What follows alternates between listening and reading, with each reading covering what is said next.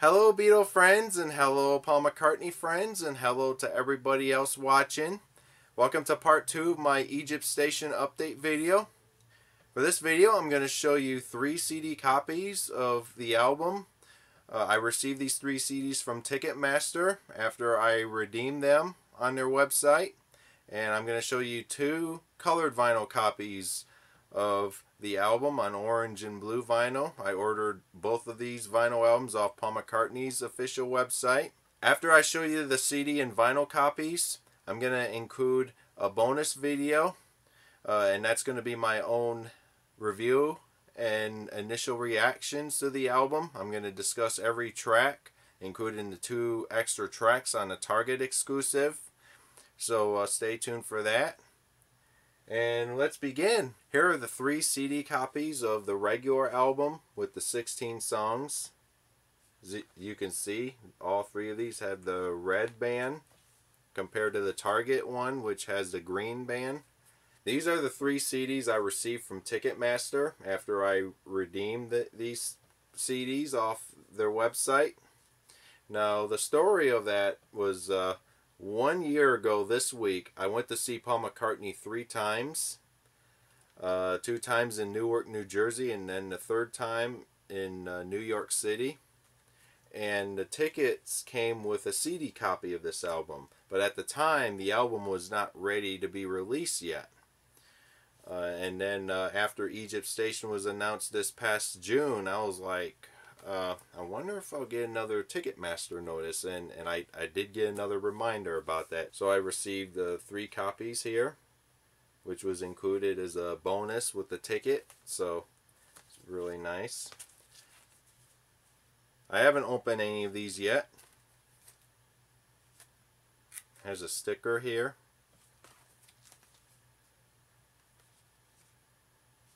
Alright, now to show you the 2 colored vinyl pressings of this album. I ordered both of these copies off Paul McCartney's official website.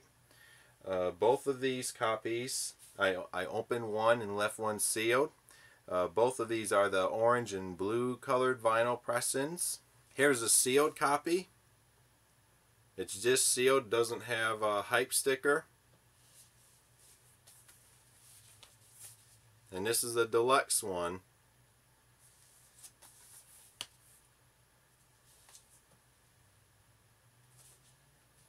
Has a little ding on the corner. It's not too bad. This looks sharp to me. All right, here's the open copy. Same thing. Alright, before I show you the record, let me show you everything. Let me unfold this jacket here, nice and carefully.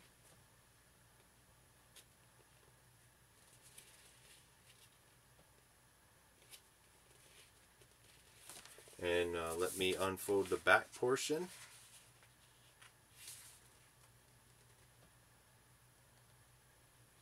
Love the smell of this. Okay, now on this side here, this is where you pull out record 1, which is the orange vinyl. Now let me show you the side here. Pull out the record. It's in this white inner sleeve, and it's on orange vinyl.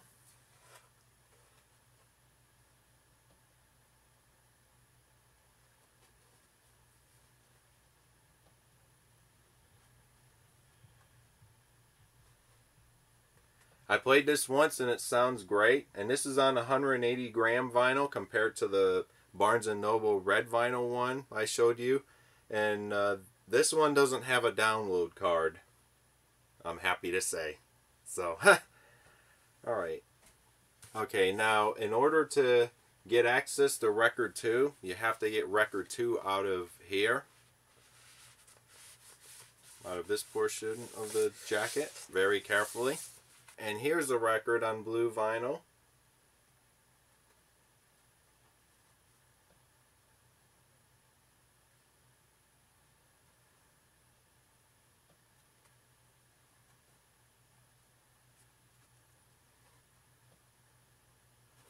And the last thing I'm going to show you is the lyric sheet. This one folds out as well. Lyrics to all the songs on the album.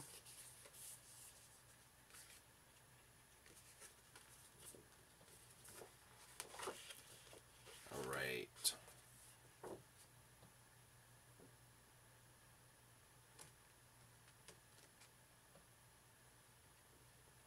And then here's the other side.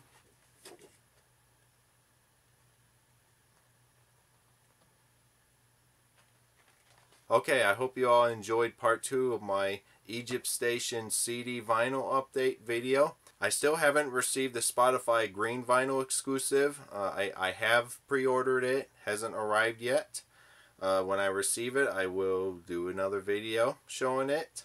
Okay, now on to the exciting part of the video, and that's my own review, my own initial reaction to Egypt Station.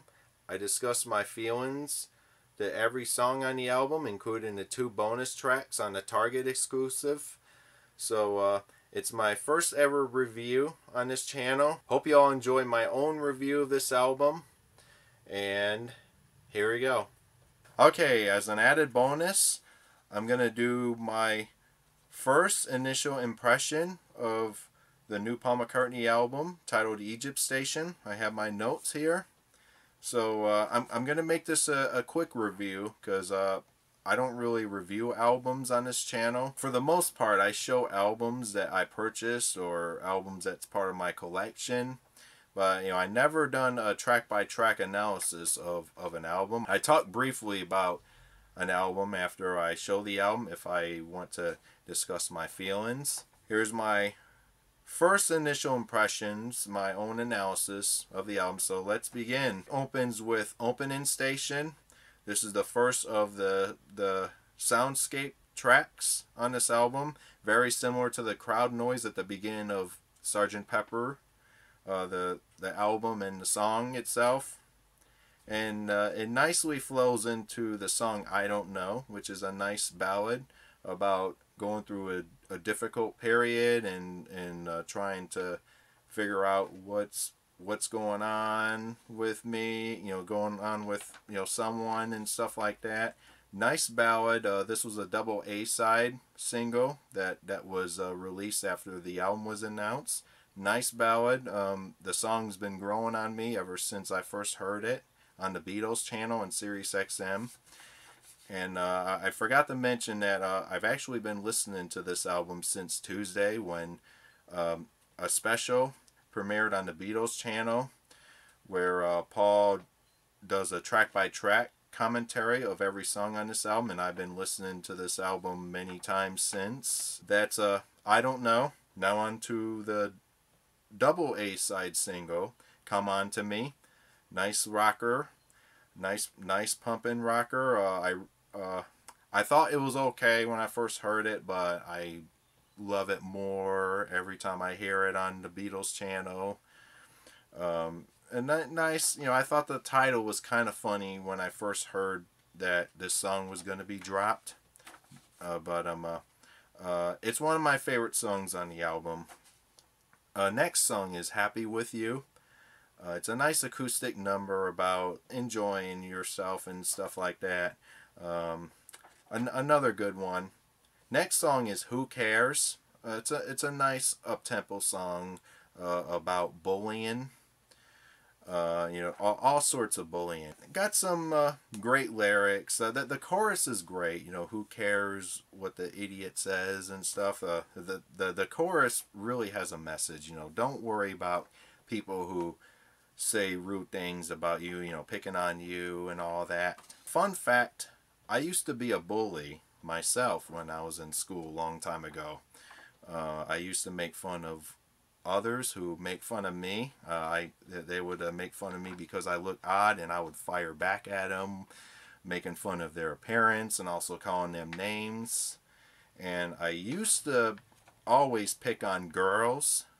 The girls, they look beautiful at the time when I went to school with them, but the reason I picked on them was because of how immature and whiny they were. You know, I would laugh at them. When I think about those times of me bullying the ones that are innocent and not doing any harm to me, like the girls I've mentioned, I can understand their pain and feelings and being annoyed with being picked on by me. Back to the song "Who Cares." The message is great. It's got a great guitar riff before the chorus, but the song, I like it, but I don't love it. So next song is "For You." It's Paul McCartney's way of saying "for you." You know, when Paul talks about this song on the track-by-track commentary, he refers to it as "for you." Now, as most of you remember, I did a video discussing my initial reaction to this song, and it was meh at the time. I didn't think it was anything special, but the song has grown on me. The music has a great groove. It's got a great groove, great beat, and I like the verses, but I don't like the chorus of this song. The chorus does nothing, doesn't do much for me, and the way Paul sings "I just want it for you." Now the way he sings it, you may think he's singing "I just wanna for you," but it's actually "I just want it for you." You know, I just want it for you. You know, what Paul meant to say, what Paul meant to sing there. But when I tried to sing "I just want it for you," I still think I'm saying "I just want it for you" because of how, because of the phrase and how he sings it. So, the song's growing on me. I'm just not a fan of the chorus of this song. I think Paul could write a better chorus than that. He usually writes a great chorus, but this was not one of his bright moments writing a chorus. So, next song is "Confidant." It's written about a guitar that he used to play, and I don't think much of this song, to be honest. It's a nice acoustic song, but I don't think much of this song. So it's one of those songs I don't pay attention to, much like the song "Don't Let It Bring You Down" off London Town. That was one of the songs I ignored for the longest time until it was on the Pure McCartney album, the 4 CD set. But someday "Confidant" will grow on me. And then next is "People Want Peace." This is another one I don't think of as much. It's got a great hook. People want peace. The sentiment is great, but it's another one I don't really think much of. Next is "Hand in Hand," which is another one of my favorites. It's about a love couple who wants to spend the rest of their life hand in hand.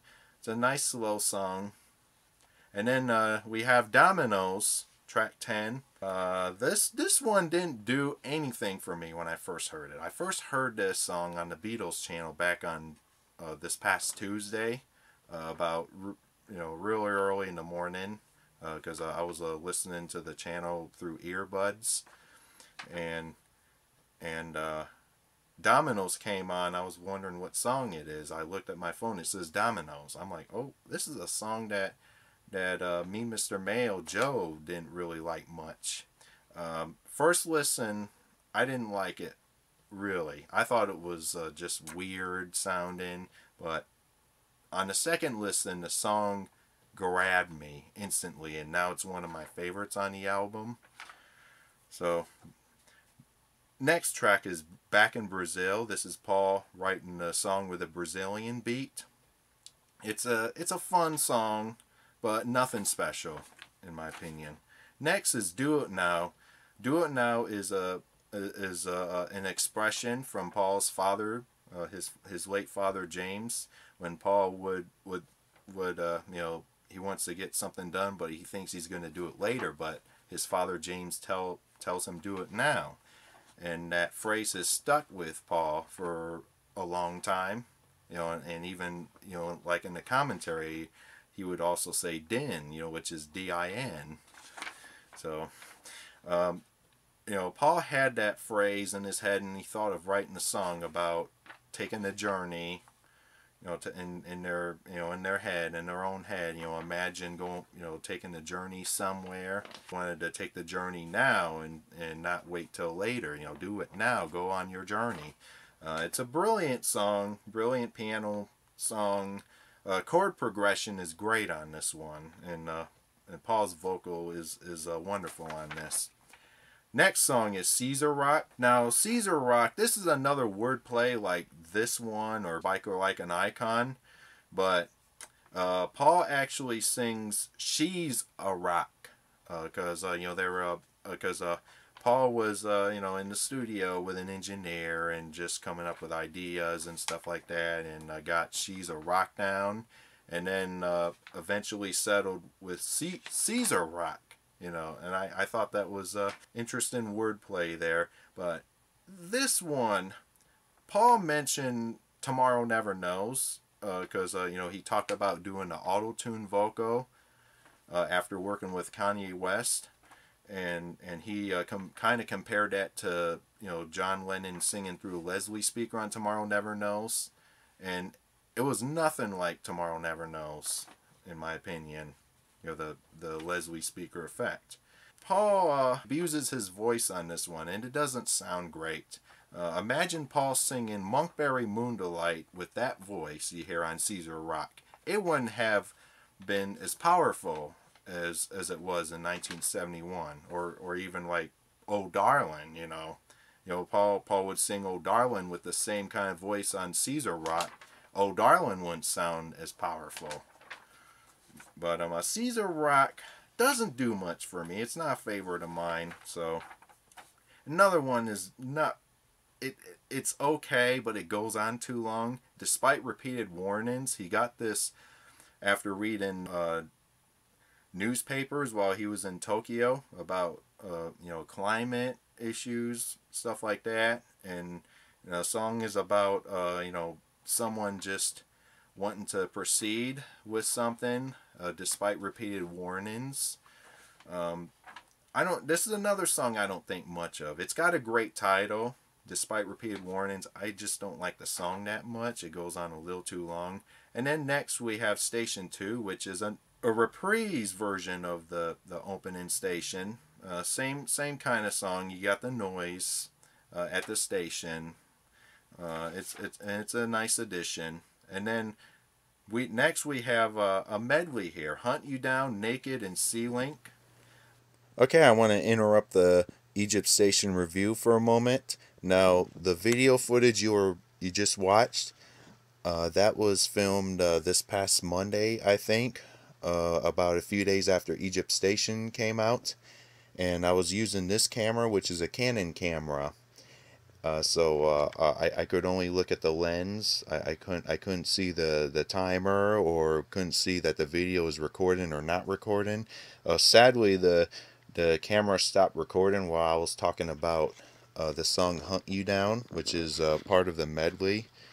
Here's my notes that I use in that video. About Hunt You Down, it's a nice, powerful song, up-tempo song. It's got a similar rhythm to the song Lowrider, except Lowrider is more Latin, Lowrider by War. But Hunt You Down, it's a nice short song. And then you have Naked, which is about being naked, feeling naked since birth, trying to go through life. It's another song I don't think of as much, but it's not terrible. Then the last song of the medley and the last song of the album is C-Link. C-Link is when I first saw the track list for this album, I saw C-Link. I was like, oh wow, there's a song called Cufflink off London Town. A C-Link is a nice guitar instrumental. It's a Paul wanting to play guitar at loud volume, just play some lead guitar. It's a nice little bit of the medley. And that's the end of the regular album. Hold on here. That's the end of the regular album. And then you have these two songs here from the Target exclusive, Get Started and Nothing for Free. Get Started, it's a nice up-tempo acoustic number. I don't love this one as much, but As of now, I think this is the one I like more. You know, maybe it will change, and I'll like this next song much better, which is going to be "Nothing for Free." First heard "Nothing for Free," it didn't do anything for me. Um, I'm hoping this is one of those songs I'm hoping this would grow on me in the future when I listen to this album more. So, all right, that wraps up this Egypt Station update and review video. I hope you enjoyed seeing the 3 CDs I showed you earlier that I got from Ticketmaster. Hope you enjoyed seeing the orange and blue colored vinyl pressing of the album that I ordered from the Paul McCartney website, and hope you all enjoyed my first ever review of an album on this channel. I tried my best on this review. I still don't think it's as great as any other reviewers on YouTube. Thank you very much for watching, and stay tuned for part 3, where I show the Spotify Green Vinyl exclusive when I do get that one, and I'm going to show 2 other Egypt Station items. I have another Egypt Station item on order, and when I receive that, I'll do part 3. You know, even if it's 2 weeks after the album's initial release. So, thank you for watching, and talk to you all later.